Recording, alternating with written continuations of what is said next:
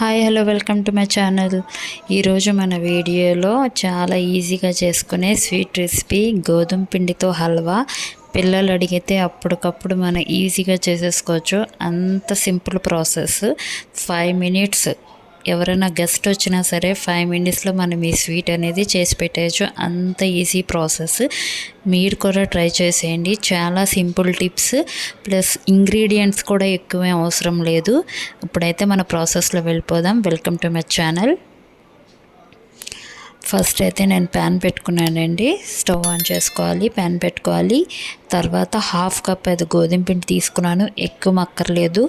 1/2 cup గోధుమ పిండిలో ఒక 1/2 కప్పు నెయ్యి అనేది వేసేసుకోవాలి. ఇదేంటంటే మనకి గోధుమ పిండి కలుపుతుంటే వాటరీలాగా వచ్చేయాలి. అంటే మన నెయ్యి అంతా గోధుమ పిండి అబ్జర్వ్ చేసేసుకుంటుంది. అబ్జర్వ్ చేసేసుకుని ఏంటంటే వాటర్లాగా అయిపోతుంది. చూడండి, పలసగా అయిపోయింది కదా. గోధుమ పిండి అంతా మనకి నెయ్యి అనేది పీల్చేసుకుంది. ఇది మనం కంటిన్యూస్గా కదుపుతూ ఉండాలండి. ఎక్కడ కూడా మనం స్కిప్ చేయకూడదు. చేసామంటే మాడిపోతుంది. మాడిపోయిన స్మెల్ వచ్చేస్తుంది. కంటిన్యూగా తిప్పుతూ ఉండాలి. ఈ లోపల నేనైతే పక్కన షుగర్ పాకం పెట్టుకుంటున్నాను.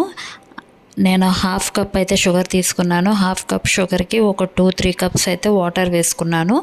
మనం షుగర్ అనేది మెల్ట్ అయిపోతే చాలు అండి. పాకం, తీగ పాకం అలాంటివి ఏం అక్కర్లేదు.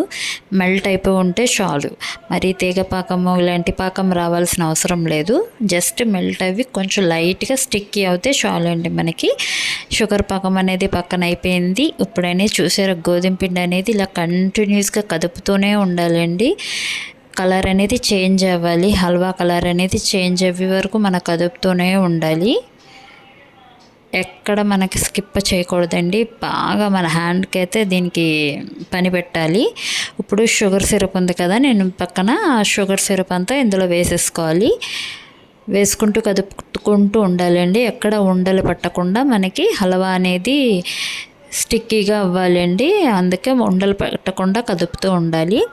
చూసారు కదా, వాటర్ అంతా అబ్జర్వ్ చేసేసుకుంది. ఇప్పుడు ఇది నాన్ స్టిక్కీకి అంటుకోకుండా రావాలండి. ఇక్కడ నేను ఇలాచీ పౌడర్ అనేది వేసుకున్నాను ఫ్లేవర్కి. మీకు ఇష్టమైతే వేసుకోండి.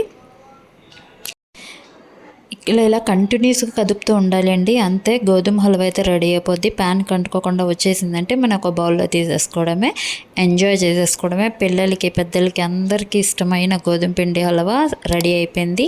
టేస్ట్ అయితే సూపర్గా వచ్చింది. మీరు ట్రై చేయండి. ఇలాగే నా ఛానల్ని సబ్స్క్రైబ్ చేసుకోండి. Thank you for watching. ఎలా ఉందనేది కామెంట్ సెక్షన్లో కామెంట్ చేయండి.